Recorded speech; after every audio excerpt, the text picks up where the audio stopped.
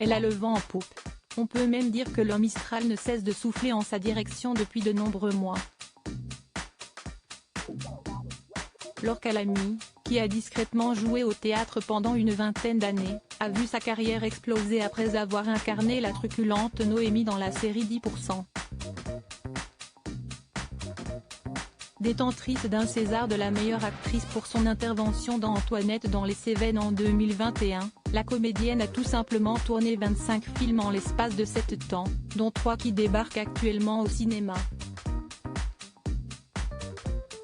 Tout plaqué quand elle est devenue majeure, et venir vivre en la capitale dans l'espoir de devenir actrice, était donc la meilleure des idées. Adolescente discrète, Laure Calamy avait eu une véritable révélation. Un cours de théâtre, se souvient-elle dans les colonnes du magazine Madame Figaro.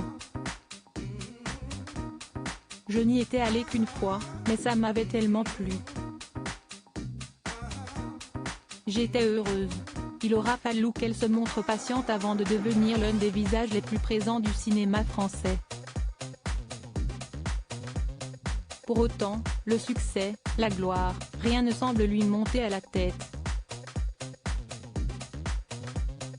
Elle mène, au contraire, un quotidien très modeste, sans eau ni lumière, dans son Mazet des Cévennes, avec son compagnon, guide de montagne de profession. Pas étonnant qu'elle ait autant cartonné dans le long métrage signé Caroline Vignal.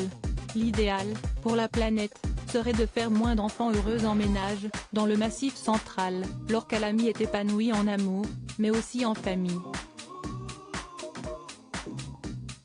Si elle ne souhaite pas avoir d'enfants, et souhaiterait qu'on fasse cesser cette injonction aux femmes, elle adore ceux des autres et particulièrement son beau-fils et son filleul. Les enfants, quand vous êtes avec eux, s'y est une bulle, un shoot de ludisme, de temps présent, raconte la comédienne, 47 ans.